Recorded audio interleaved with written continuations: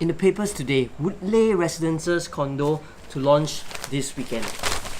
Here it is. Can you see it? Big and clear. So I actually received the news a couple of weeks back from one of my agent contacts who's marketing the Woodleigh Residences, even though I myself am not. They told me that prices are dropping by about 10 to 15% in that development. Wow, it sounds so good to be true, and I had to share this news with some of my closer clients to tell them that it's an opportunity. I think it's quite good. You should take a good look at it. In fact, yesterday I just went down to the Woodleigh Residences show flat to take a look, advertise, and to share the news because I've wrote a 2,000 word article analysing this drop in price in the Woodleigh Residences to tell you whether it's worth it to buy. So if you want to read the entire article that I wrote, please click on the link below. If you're more of a visual person, I will be explaining some of the key concepts to you via this video.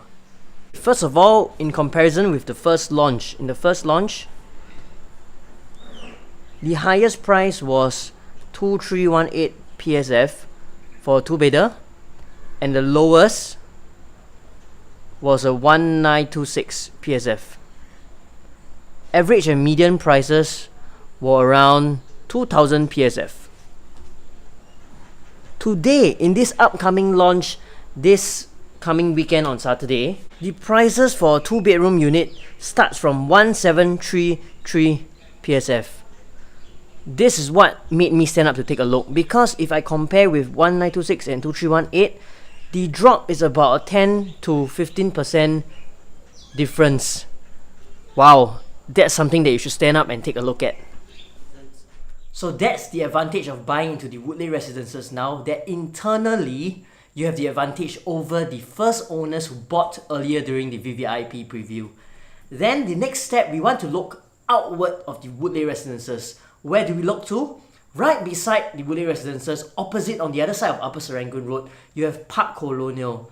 Also, the Woodleigh Residences is an integrated development that is right on top of an MRT station. The comparisons we can do there is with the upcoming integrated project at Buangkok MRT by CDL and Capital Land, as well as Poise Residences one stop away at Potong Pasir MRT.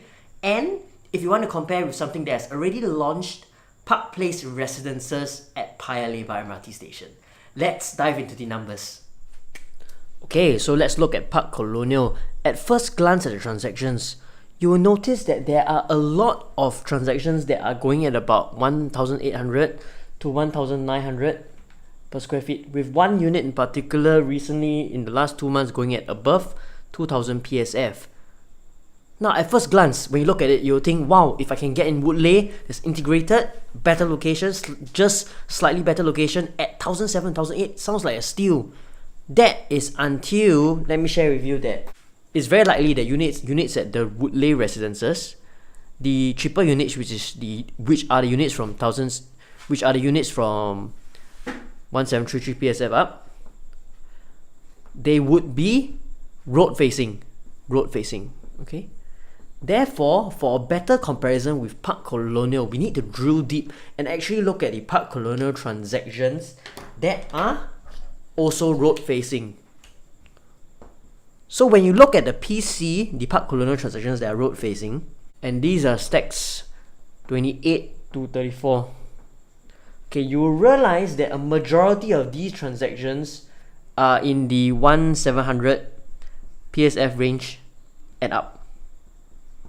Now, here comparatively, when you compare Park Colonial's road-facing unit, which are 1-bedroom units, at 1,700 PSF and up, when you're telling me let's add a conservative 5% to account for the higher land bid as well as the integrated development at Woodleigh Residences, you will reach approximately 1,785 PSF for similar road-facing units at the Woodleigh Residences.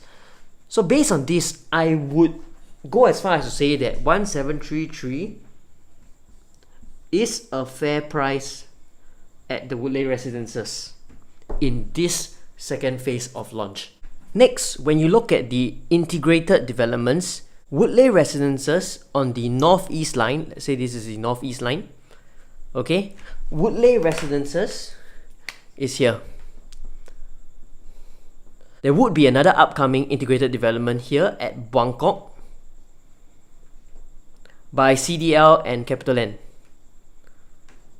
Okay, this is expected to be launching at about 1500 PSF. And one MRT stop away at Potong Pasir, there is this development called The Poise. At The Poise, resale transactions have already hit a high of 1800 plus. Okay, in terms of accessibility and future potential, the Woodleigh Residences is better than Buangkok and better than The Poise. So, since you know that Buangkok would already be selling at least 1500 PSF thereabouts, and The Poise has already transacted at 1800, again, I would say that the Woodleigh Residences is very good value and has a strong support from these two pricing. Especially when you can get it between 1700 to 1900 per square feet.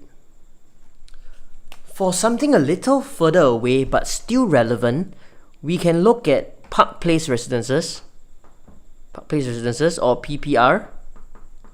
That is at Paya Lebar. Paya Lebar, in my opinion, is a location with better potential because it is linked with two MRT stations. It's an interchange of the Circle Line and the Green Line. Furthermore, there's offices, there's malls, and there's two cineplexes. And the price at Park Place Residences, about 1,900 to 2,000 and above. In the second launch, and in the first launch, it was transacting about 1,700 per square feet. That was when the market was yet to turn and rise sharply in early 2017. So in comparison to Park Place Residences, I would say that 1,700 to 1,800 per square feet here is not as good a deal as somebody who managed to buy Park Place Residences at 1,700 when it first launched in 2017. However, we can't look back in real estate because there's only that many integrated developments in Singapore, and in the east, Paya Lebar has already been taken by Park Place Residences. Now Northeast Woodleigh Residences. It's also very likely that anything else in future that is within that same distance to the city centre could be even more expensive. Another reason that supports this purchase of being a very worth it and value for money buy is to compare it with equivalent mature estates around Singapore. Now, in the east is Park Place Residences, which we have touched upon earlier. In the west, you can look to compare this with projects at Redhill, Atra for example, and in Queenstown Commonwealth Towers. From the transaction data, which I have in detail in the article, is that at Atra, transactions are going at about 1,600 to 1,700, even though it's a development, while not entirely integrated with the MRT, is fully sheltered and has a retail element as well. However, the more clear example of the price resistance and the accepted pricing for mature developments is at Queenstown, where the completed Commonwealth Towers is trading on the resale market at prices at about 1,900 per square feet, and some units even exceeding 2,000 PSF. This to me is a clear sign of potential capital upside for the Woodleigh Residences, especially if you can get units between the 1,700 to 1,900 per square feet range. So what then are some of the risks involved in the Woodleigh Residences? The potential oversupply in the northeastern part of Singapore. You have developments like Riverfront Residences, Florence Residences, Affinity at Serangoon, Garden Residences, Gazania, Lilium, The Trevor, Park Colonial. You include all this as well as the Woodleigh Residences, you will easily have 5,000 over units coming on board in the next 3 to 5 years. That's a lot of units to be absorbed into the market in a certain sector of Singapore, the Northeast. However, I would say that if you're an owner at the Woodleigh Residences, you are the most safe from all these oversupply because you are in the most, because compared to all these projects, you're arguably very much in the best possible location, closest to the city and still an integrated development. Also, the number of units in the Woodleigh Residences is very palatable at only about 667, so internal competition wouldn't be high. Just contrast this with some of the projects that I mentioned earlier where there are more than 1,000 units within the development. Second risk is the small units in the Woodleigh Residences. Have you been to show flat to see the show units before? Personally, I have been, and I thought that If you say that existing new condominiums are small, you haven't seen the Woodleigh Residences, where the bedrooms are, in my opinion, really quite tiny. I know some people will say that bedrooms or even entire apartments as small as 200 to 300 square feet already exist in the market and are accepted. However, I will counter that by saying that a lot of these such suites or shoebox or Mickey Mouse apartments are in areas where public housing, large size apartments are not widely available. For example, Geylang, East Coast, Central Singapore, like Orchard and River Valley. These areas have large tenant pools who don't mind paying a bit more and still getting a small space as long as they have the convenience of living close to the area of their daily activity. However, when you talk about heartlands, residential enclaves where there are so many options for home occupiers or renters to live in bigger apartments such as HDB housing, it's still a question mark whether they are willing to pay such a large premium for just a marginal increase in location. And the third point is the risk of further price cuts by the developer.